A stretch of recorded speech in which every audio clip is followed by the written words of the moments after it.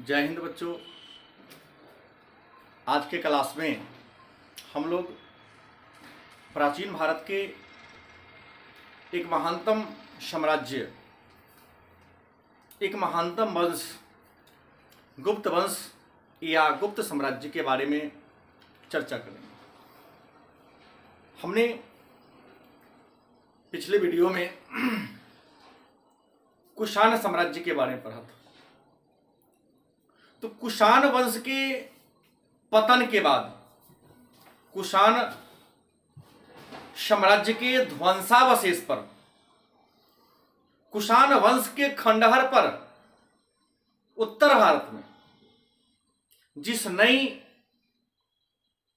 राजनीतिक शक्ति का उदय हुआ या उत्थान हुआ या उत्कर्ष हुआ, उस नई शक्ति को हम, उस नए साम्राज्य को हम गुप्त साम्राज्य के नाम से जानते हैं।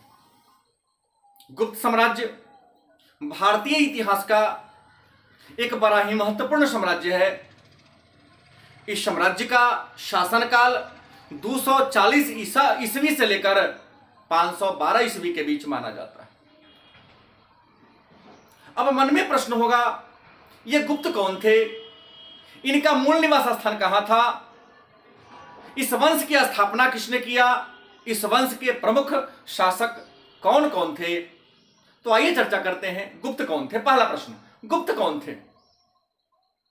तो आपको बता दें, गुप्त कुषाणों के सामंत थे, क्योंकि कुषाण साम्राज्य के ध्वंसावशेष पर, खंडहर पर ही गुप्त साम्राज्य की स्थापना हुई थी। गुप्त साम्राज्य का शासनकाल 240 ईस्वी से लेकर 512 ईस्वी के बीच था। गुप्त साम्राज्य के या गुप्तों के जो प्रारंभिक राज्य थे वह उत्तर प्रदेश और बिहार में थे। गुप्त वंश के संस्थापक श्रीगुप्त थे और गुप्त वंश के अंतिम शासक विष्णुगुप्त थे। गुप्तों का मूल निवास स्थान, गुप्त मूल रूप से कौशांबी के निवासी थे और गुप्त शासकों की राजधानी पाटलिपुत्र थी।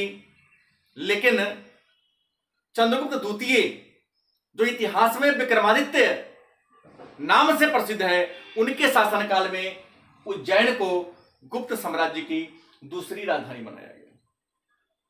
तो आइए चर्चा करते हैं कि गुप्त साम्राज्य के प्रमुख शासक कौन कौन थे। तो आपको बता दें कि गुप्त साम्राज्य के प्रमुख शासक सबसे पहले आ जाएगा श्रीगुप्त, जिन्होंने गुप्त साम्राज्य की स्थापना किया था। श्रीगुप्त के बाद उनका पुत्र घटोत्कच गुप्त गुप्त वंश के शासक बने। घटोत्कच के बाद चंद्रगुप्त प्रथम गुप्त वंश के राजा बने। उसके बाद समुद्रगुप्त, समुद्रगुप्त के बाद रामगुप्त, रामगुप्त के बाद चंद्रगुप्त द्वितीय, चंद्रगुप्त द्वितीय के बाद कुमारगुप्त प्रथम, कुमारगुप्त के बाद स्कंदगुप्त, उसके बाद पुरुगुप्त, पुनः कुमारगुप्त द्वितीय, उसके बाद बुधगुप्त, उसके बाद नरसिंहगुप्त, उसके बाद भानुगुप्त, उसके बाद वाण्यगुप्त, उसके बाद कुमारगुप्त तृतीय और अंत में जो 16वां और अंतिम शासक है उनका नाम है विष्णुगुप्त। लेकिन 16 में कुछ शासक ज्यादा प्रसिद्ध है क्योंकि इतिहास में उनकी अनेक सारी उपलब्धियां हैं। तो आइए गुप्त वंश के उन प्रमुख शासकों के बारे में चर्चा करें। इस क्रम में सबसे पहले चर्चा करेंगे श्रीगुप्त के बारे में। श्रीगुप्त जो गुप्त वंश के संस्थापक थे, इनका शासनकाल 240 ईस्वी से 280 ईस्वी के बीच था। श्रीगुप्त के बारे में जानकारी पूना के ताम्रपत्र लेख से मिलती है और श्रीगुप्त ने महाराजा की उपाधि धारण किया था। श्रीगुप्त ने महाराजा की उपाधि धारण किया था और गुप्त वंश की स्थापना के पूर्व महाराजा या महाराज की उपाधि सामंतों को, जमींदारों को दी जाती थी। चूंकि गुप्त वंश से पहले उत्तर भारत की राजनीति में कुषाण वंश का दबदबा था। कुषाण वंश सबसे प्रभावशाली वंश था, अतः कहा जाता है कि श्रीगुप्त कुषाणों के सामंत थे।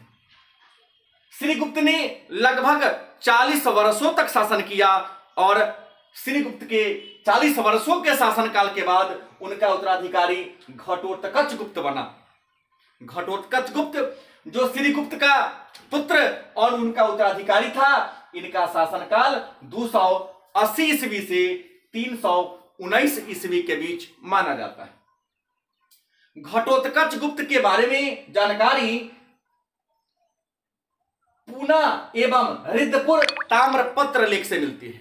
पूना ताम्रपत्र लेख और रिद्धपुर ताम्रपत्र लेख से घटोत्कच गुप्त के बारे में जानकारी मिलती है कि यह श्रीगुप्त के पुत्र और उनका उत्तराधिकारी थे। घटोत्कच गुप्त ने भी सत्ता प्राप्त करने के बाद महाराज की उपाधि ही धारण किया था। मतलब श्रीगुप्त जो गुप्त वंश के संस्थापक थे, यह एक गौण शासक थे। घटोत्कच जो गुप्त वंश के दूसरे शासक थे, यह भी एक गौण शासक के रूप में ही काम किया। लेकिन गुप्त वंश के जो तीसरे शासक थे, इनका नाम था चंद्रगुप्त प्रथम। कुछ इतिहासकारों के अनुसार चंद्रगुप्त प्रथम गुप्त वंश के वास्तविक संस्थापक थे, प्रथम महान शासक थे। इनका शासनकाल 319 ईस्वी से लेकर 335 ईस्वी के बीच माना जाता है। चंद्रगुप्त प्रथम गुप्त वंश के पहले राजा थे जिन्होंने महाराजा धीराज की उपाधि धारण किया था। इनका विवाह लक्ष्मी राज्य गणराज्य की राजकुमारी कुमार देवी से हुआ था। मतलब इन्होंने कुमार देवी से विवाह करके अपनी स्थिति को मजबूत करने का काम किया था। चंद्रगुप्त प्रथम गुप्त वंश के पहले राजा थे जो सत्ता प्राप्त करने के बाद अपने नाम का चांदी का सिक्का जारी किया था। चंद्रगुप्त प्रथम अपने राज्याभिषेक के अवसर पर, मतलब 319 या 320 ईस्वी में इनका राज्याभिषेक हुआ था। अपने राज्याभिषेक के अवसर पर इन्होंने एक नए संवत, नए कैलेंडर की शुरुआत किया, जिसे हम गुप्त संवत के नाम से जानते हैं। मतलब गुप्त संवत की शुरुआत 319 या 320 ईस्वी में हुई और चंद्रगुप्त प्रथम ने 319 ईस्वी से 335 ईस्वी तक, मतलब लगभग 15 वर्षों तक शासन किया। चंद्रगुप्त के मृत्यु के बाद इनका उत्तराधिकारी समुद्रगुप्त बना। विद्वानों के अनुसार चंद्रगुप्त प्रथम अपने पुत्र समुद्रगुप्त को अपना उत्तराधिकारी घोषित कर दिया और उत्तराधिकारी घोषित करने के बाद स्वयं संन्यास ग्रहण कर लिया। तो चंद्रगुप्त प्रथम के बाद गुप्त वंश के जो चौथे राजा बने, उनका नाम था समुद्रगुप्त। और समुद्रगुप्त जिनका शासनकाल 335 ईस्वी से 375 ईस्वी के बीच था। हालांकि कुछ विद्वान 375 के बजाय 380 मानते हैं, लेकिन सर्वमान्य विचारधारा है कि समुद्रगुप्त का शासनकाल 335 ईस्वी से 375 ईस्वी के बीच था। यह गुप्त वंश के सबसे प्रभावशाली, सबसे प्रतापी शासक थे। इन्हें समुद्रगुप्त प्रक्रमांक भी कहा जाता है। समुद्रगुप्त के दरबारी कवि हरिसेन थे। समुद्रगुप्त जब सत्ता को प्राप्त किए तो इन्होंने साम्राज्य विस्तार के लिए आक्रमण, मतलब युद्ध करने की नीति अपनाई। जैसे अशोक जो मौर्य वंश के राजा थे, इन्होंने अपने साम्राज्य विस्तार के लिए साम्राज्य विस्तार के लिए धर्म की नीति का सहारा लिया, अहिंसा की नीति का सहारा लिया। लेकिन समुद्रगुप्त अपने साम्राज्य के विस्तार करने के लिए हिंसा की नीति का सहारा लिया, युद्ध करने की नीति का सहारा लिया, आक्रमण करने की नीति का सहारा लिया। समुद्रगुप्त के विजय का उद्देश्य, मतलब जीत का उद्देश्य था धरणीबंध, और धरणीबंध का मतलब होता है धरती को बांधना, धरती को जीतना। समुद्रगुप्त इनके विजय के कारण, इनके जीत के कारण इतिहासकारों ने समुद्रगुप्त को भारत का नेपोलियन उपनाम से संबोधित किया है। मतलब समुद्रगुप्त को भारत का नेपोलियन कहा जाता है और समुद्रगुप्त को भारत का नेपोलियन विसेंट स्मिथ नामक इतिहासकार ने कहा था। मतलब विसेंट स्मिथ ने समुद्रगुप्त को उनके विजय अभियान में सफलता के कारण भारत का नेपोलियन कहा। समुद्रगुप्त अपने विजय अभियान के बाद अश्वमेध यज्ञ किया था। समुद्रगुप्त अपने शासनकाल में 6 प्रकार के सोने का सिक्का जारी किया। मतलब इन्होंने 6 प्रकार के सोने का सिक्का जारी किया। कहने का मतलब इनके सोना के सिक्का पर 6 चिन्ह अंकित थे, जैसे गरुड़ का चित्र, धनुर्धर का चित्र, परशु का चित्र, अश्वमेघ का चित्र, व्याघ्रहंता का चित्र, वीणासरण का चित्र। मतलब समुद्रगुप्त ने अपने शासनकाल में सोने के 6 प्रकार का सिक्का जारी किया। लेकिन 6 सिक्का में जो सबसे ज्यादा लोकप्रिय सिक्का था वह गरुड़ वाला सिक्का। गरुड़ वाला सिक्का सबसे ज्यादा लोकप्रिय था और सिक्का पर बनाए गए, अंकित किए गए चिन्ह से यह सिद्ध होता है, यह प्रमाणित होता है कि समुद्रगुप्त वैष्णव धर्म में विश्वास करता था। क्योंकि धनुष हो या गरुड़ हो या परशु हो, यह सब वैष्णव धर्म से संबंधित है। समुद्रगुप्त ने अपने सिक्का पर स्वयं को बीना बजाते हुए भी दिखाया है और बीना बजाते हुए दिखाना यह प्रमाणित करता है कि समुद्रगुप्त संगीत का भी महान प्रेमी था। इन्हें संगीत के प्रति ज्यादा लगाव था। समुद्रगुप्त अपने विजय अभियान के क्रम में, युद्ध के क्रम में आर्यावर्त के, उत्तर भारत के 9 राजाओं को जीता, दक्षिण भारत के 12 राजाओं को जीता और जंगली मतलब 8वीं के राज्य की बात करें तो इन्होंने 8वीं किया, जंगली 18 राज्यों को जीता था। मन होगा 8वीं के राज्य किसे कहते हैं? तो इतिहासकारों के अनुसार उत्तर प्रदेश के गाजीपुर से मध्य प्रदेश के जबलपुर तक, मतलब उत्तर प्रदेश का एक जिला है गाजीपुर और मध्य प्रदेश के जबलपुर तक का जो क्षेत्र है वह जंगली क्षेत्र था। यहां 18 डाकुओं का राज्य था।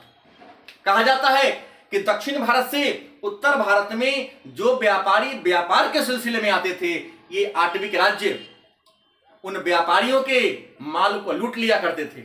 लेकिन जो व्यापारी उनको राहदारी दे देता, राहदारी मतलब रास्ता पर चलने का कर, टैक्स, उनके माल को नहीं लूटता।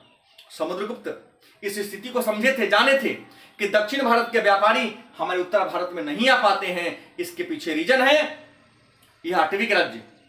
8वीं के राज्यों को, 18 8वीं के राज्यों को, जंगली के राज्यों को या डाकुओं के राज्य को पराजित कर दिया और पराजित करके उसके राज्य को अपने राज्य में मिला लिया। समुद्रगुप्त ने दक्षिण भारत के 12 राज्यों को पराजित किया, लेकिन 12 राज्यों को पराजित करके उनके साथ एक संधि किया। उस संधि का नाम था सर्वकर ग्रहण मोक्षानुग्रह। मतलब आपको बता दें कि उत्तर भारत के 9 राजाओं को पराजित करके उसके राज्य को अपने साम्राज्य में मिला लिया। 18 डाकुओं के राज्य को, जंगली राज्य को जीतकर अपने राज्य में मिला लिया। लेकिन दक्षिण भारत के, दक्षिणापथ के 12 राजाओं को पराजित करके उसके राज्य को अपने राज्य में नहीं मिलाया, बल्कि उनके साथ एक संधि किया। उसका नाम था सर्वकर ग्रहण मोक्षानुग्रह। मन में प्रश्न होगा कि सर्वकर ग्रहण मोक्षानुग्रह का मतलब क्या होता है? तो आपको बता दें कि सर्वकर ग्रहण मोक्षानुग्रह का मतलब होता है कि सबसे कर संग्रह करके, सबसे टैक्स वसूल करके सबके राज्य को मुक्त कर दिया। उसके बाद समुद्रगुप्त स्वयं को कविराज भी कहा है। मतलब किस शासक को कविराज कहा जाता है? तो समुद्रगुप्त को कविराज कहा जाता है। और कुछ इतिहासकार समुद्रगुप्त को लिच्छवी दौहित्र, मतलब लिच्छवी के संतान, और समुद्रगुप्त स्वयं को लिच्छवी दौहित्र कहने से बड़ा खुश होते थे। समुद्रगुप्त के वास्तविक उत्तराधिकारी चंद्रगुप्त द्वितीय थे, लेकिन समुद्रगुप्त के मृत्यु के बाद इनका बड़ा बेटा रामगुप्त राजा बना। मतलब समुद्रगुप्त के मृत्यु के बाद इनके 2 संतान थे। बड़ा बेटा का नाम था रामगुप्त और छोटा का नाम था चंद्रगुप्त द्वितीय। तो समुद्रगुप्त के मरने के बाद इनका बेटा रामगुप्त राजा बना। मन में प्रश्न होगा, चर्चा यह नहीं है, चंद्रगुप्त द्वितीय का है। तो रामगुप्त के बारे में चर्चा मैं इसलिए नहीं किया हूं क्योंकि राजा बना समुद्रगुप्त के बाद रामगुप्त ही, कुछ महीना शासन किया, लेकिन रामगुप्त बड़ा ही भीरू था, बड़ा ही कायर था, साहसी नहीं था, निडरता का उसमें गुण ही नहीं था। कहा जाता है कि रामगुप्त के शासनकाल में शकों का मगध के राजनीति में हस्तक्षेप हुआ, अतः रामगुप्त और शकों के बीच संघर्ष हुआ, युद्ध हुआ, लड़ाई हुआ। उस लड़ाई में रामगुप्त पराजित हो गए। शकों ने रामगुप्त को हराने के बाद रामगुप्त के साथ संधि किया, और संधि के फलस्वरूप रामगुप्त ने अपने राज्य को बचाने के लिए, अपने प्राण को बचाने के लिए अपनी पत्नी ध्रुव स्वामिनी को शक राजा को देना स्वीकार कर लिया। मतलब अपनी प्राण को बचाने के लिए अपनी पत्नी को शकों को देना स्वीकार कर लिया था। इससे इस बात की जानकारी रामगुप्त के भाई चंद्रगुप्त द्वितीय को मिली। चंद्रगुप्त द्वितीय अपने भाई की इस कायरता से बड़ा दुखी हुआ, लेकिन अपने वंश की मर्यादा को बचाने के लिए स्वयं के प्राण को दांव पर लगा दिया और ध्रुव स्वामिनी के भेष पकड़ करके, छंदम भेष धारण करके शक राजा के महल में प्रवेश कर गया, और महल में प्रवेश करके शक शासक की हत्या कर दिया और उसके महल से वापस आ गया, और अपने भाई रामगुप्त की हत्या करके सत्ता को हथिया लिया। तो समुद्रगुप्त का वास्तविक उत्तराधिकारी चंद्रगुप्त द्वितीय था। चंद्रगुप्त द्वितीय, इनका शासनकाल 275 ईस्वी से 314 ईस्वी के बीच था। चंद्रगुप्त द्वितीय के पिता का नाम समुद्रगुप्त और माता का नाम था दत्त देवी।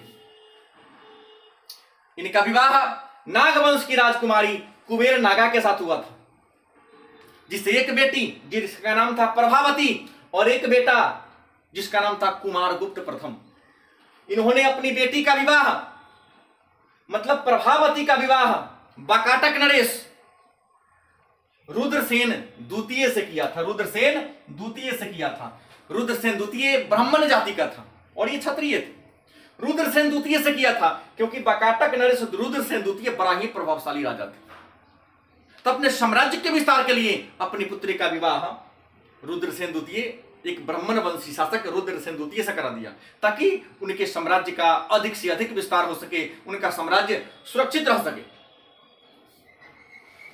चंद्रगुप्त द्वितीय ने वकाटक नरेश रुद्रसेन द्वितीय की सहायता से, कहा जाता है कि चंद्रगुप्त द्वितीय ने अपने दामाद वकाटक नरेश, वकाटकों के राजा रुद्रसेन द्वितीय की सहायता से शकों का सफाया किया था। उत्तर पश्चिम सीमा में मालवा और गुजरात में शकों का अत्याचार बढ़ गया था, शकों का राज्य था। तो अपने दामाद के सहयोग से, वकाटक नरेश रुद्रसेन द्वितीय के सहयोग से इन्होंने शकों को पराजित किया, और शकों को पराजित करके, उन्हें हरा करके चंद्रगुप्त द्वितीय ने एक नया उपाधि विक्रमादित्य की उपाधि धारण किया। लेकिन कहा जाता है कि चंद्रगुप्त द्वितीय से पहले उज्जैन के एक छोटा सा शासक, जिन्होंने शक को हराया था, और शक को हराकर लगभग 57 ईसा पूर्व के आसपास की कहानी है कि चंद्रगुप्त द्वितीय से पहले 57 ईसा पूर्व में, मतलब इनके शासन से लगभग 350 वर्ष पहले उज्जैन के एक छोटे से शासक ने शकों को हरा दिया था और हरा करके विक्रमादित्य की उपाधि धारण किया था। भारत के इतिहास में 14 शासक हुए हैं जिन्होंने विक्रमादित्य की उपाधि धारण किया।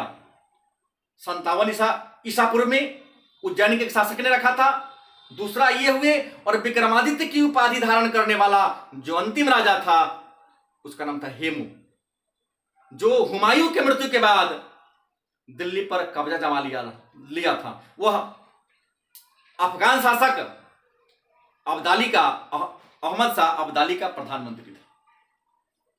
चंद्रगुप्त द्वितीय ने अपने शासनकाल में दिल्ली के मेहरौली में एक लौह स्तंभ की स्थापना किया था। उसके बाद चंद्रगुप्त द्वितीय वैष्णव धर्म को मानता था, लेकिन अन्य धर्मों के साथ यह कभी भी पक्षपात करने का काम नहीं किया, क्योंकि सर्वधर्म समभाव में विश्वास करते थे। इतिहासकारों के अनुसार चंद्रगुप्त द्वितीय भले ही स्वयं वैष्णव धर्म को मानते थे, लेकिन इनके दरबार में प्रतिदिन 500 ब्राह्मण और श्रमण भोजन करते थे। चंद्रगुप्त द्वितीय की जो सेनापति थे उसका नाम था आम्रकादर्भ, और आम्रकादर्भ बौद्ध धर्म को मानता था। चंद्रगुप्त द्वितीय का जो संधि विग्राहक थे उनका नाम था वीरसेन, वह शैव धर्म को मानता था, लेकिन यह किसी के साथ भेदभाव नहीं करते थे।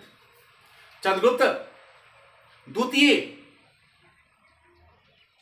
के दामाद रुद्रसेन द्वितीय की जब हत्या हो जाती है तो अपनी बेटी प्रभावती गुप्त के आग्रह पर इन्होंने उज्जैन को अपनी दूसरी राजधानी बनाया, और उज्जैन को दूसरी राजधानी बना करके प्रभावती के शासन की देखरेख करने का भी काम किया था। क्योंकि जब बकाटक नरेश रुद्रसेन द्वितीय की मृत्यु हो गई थी तो उस समय इनका बेटा दामोदर सेन अल्पवयस्क था। तो अपने पुत्री के राज की सुरक्षा करने के लिए चंद्रगुप्त द्वितीय ने पाटलिपुत्र के अलावे उज्जैन को अपनी दूसरी राजधानी बनाया था। चंद्रगुप्त द्वितीय के दरबार में 9 विद्वान निवास करते थे जिन्हें नवरत्न कहा जाता था। नवरत्न रखने की परंपरा की शुरुआत सबसे पहले चंद्रगुप्त द्वितीय के शासनकाल में हुई थी, और चंद्रगुप्त द्वितीय के बाद मुगल वंश के शासक अकबर ने अपने दरबार में नवरत्न को रखा था। मन में प्रश्न होगा कि चंद्रगुप्त द्वितीय के दरबार में निवास करने वाले नवरत्न कौन कौन थे? तो उनका नाम था कालिदास, इतिहास प्रसिद्ध व्यक्ति। इन्हें भारत का शेक्सपियर कहा जाता है। यह एक महान नाटककार, एक महान कवि थे। उसके बाद घटकपर, छपनक, शंकु, बेताल भट्ट, अमर सिंह, धनवंतरी। धनवंतरी एक बहुत बड़े वैद्य थे, चिकित्सक थे। वररुचि और बराहमिहिर तो खगोल शास्त्री थे। और बेताल भट्ट के बारे में कहा जाता है बहुत बड़ा जादूगर थे, मतलब इनके दरबार में जादूगर भी रहा करते थे बेताल भट्ट। धनवंतरी बहुत बड़े चिकित्सक थे। वराहमिहिर खगोल शास्त्री, और कालिदास, इन्हें तो भारत का शेक्सपियर महान नाटककार और कहानीकार थे। चंद्रगुप्त द्वितीय के शासनकाल में ही 399 ईस्वी में महान चीनी यात्री फाहियान भारत की यात्रा पर आया था, और 399 ईस्वी से 414 ईस्वी तक भारत में रहा था। चंद्रगुप्त द्वितीय को विक्रमादित्य के अलावे देवराज और देवगुप्त के नाम से भी जाना जाता है, और चंद्रगुप्त द्वितीय के सिक्का पर देवश्री अंकित मिलता है। इस चंद्रगुप्त द्वितीय का उत्तराधिकारी कुमारगुप्त बना। कुमारगुप्त के बारे में चर्चा हम लोग अगले वीडियो में करेंगे। धन्यवाद।